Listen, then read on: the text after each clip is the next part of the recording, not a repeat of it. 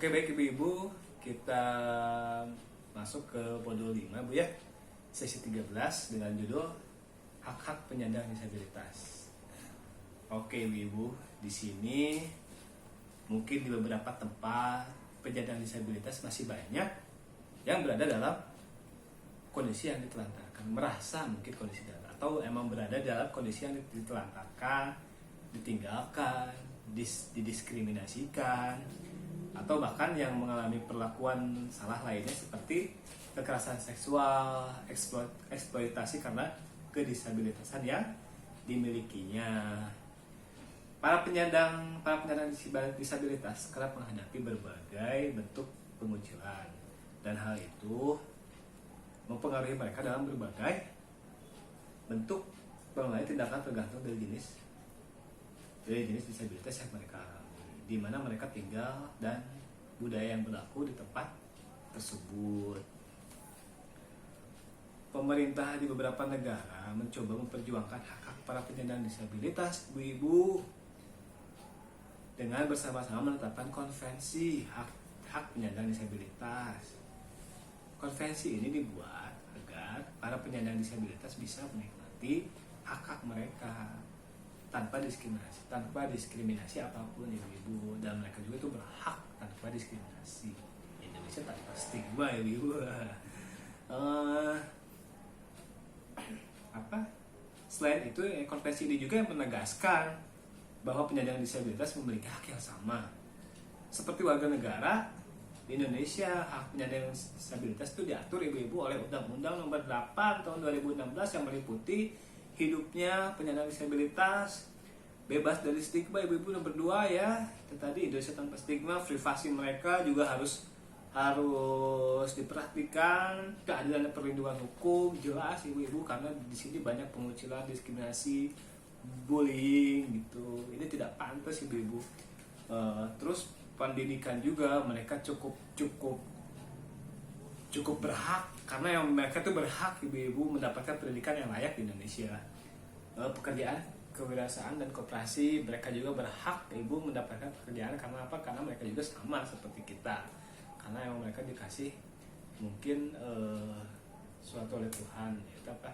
Anugerah itu, Bu. Kesehatan, mereka juga berhak mendapatkan pelayanan kesehatan di negara kita seperti puskesmas, rumah sakit, dan lain sebagainya.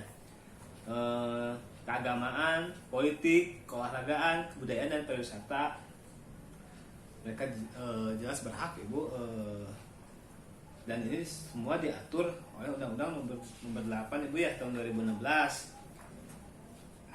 Aksesibilitas, pelayanan publik, kadang-kadang tapi sekarang nggak ada, Bu ya. Semua pelayanan publik di kita itu sudah sangat baik, sudah sangat bagus. Mereka tuh menempatkan fasilitas penyandang disabilitas ini biasanya tuh ada tempat pegangan tuh, Bu. Kalau misalkan ada yang pakai kursi roda, kalau misalkan ada yang, mereka cukup sudah memperhitungkan untuk penyandang disabilitas, karena beberapa fasilitas di negara kita kayak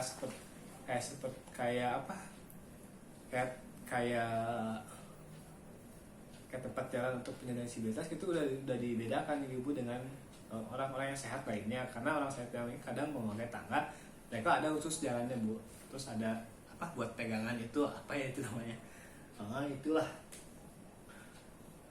perlindungan dari bencana. Jelas, Bu, ini mereka tuh mendapatkan semua hak yang ada di sini, Bu.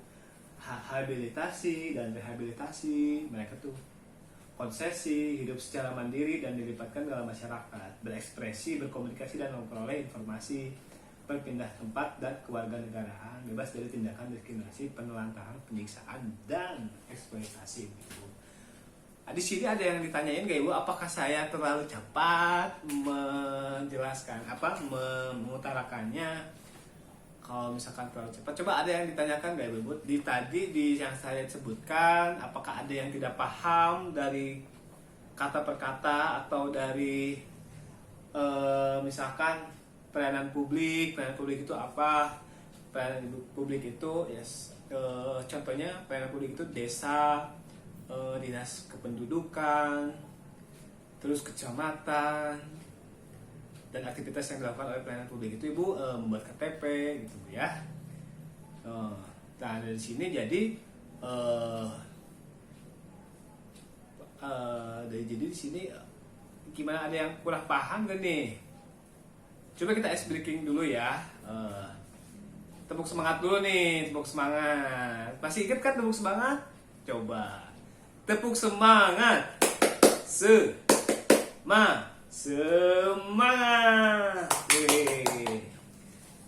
Mereka tuh cukup berhak Bu ya. Mereka itu berhak hidup, dapat hidup yang baik, kehidupan yang baik, berhak bebas dari cercaan, berhak mendapatkan perlindungan hukum dan perlindungan dari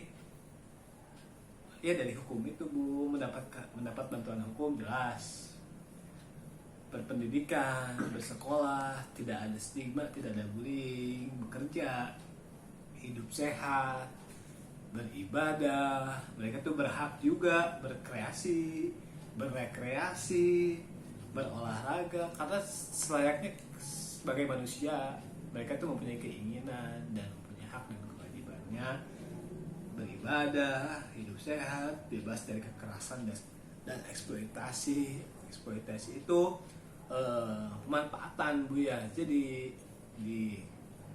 diperas gitu tenaganya,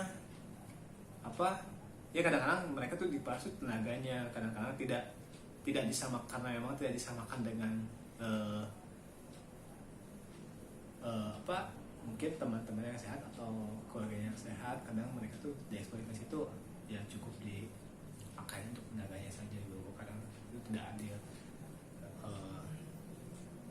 Dan mereka tuh berhak tidak untuk dikucilkan, karena apa ya, karena itu tidak adil membuat dikucilkan terus diperlakukan sama dengan orang lainnya. Ini jelas dari semua ini mungkin gambaran besarnya mereka tuh harus disamakan dengan orang lain, sebagaimana mestinya orang sehat itu mendapat perlakuan, yaitu tidak boleh dibeda-bedakan, harus disamakan, tidak ada bullying, tidak eksploitasi karena dia melihat beda dari yang lain, lalu dieksploitasi, dia disuruh diperas aja tenaganya tanpa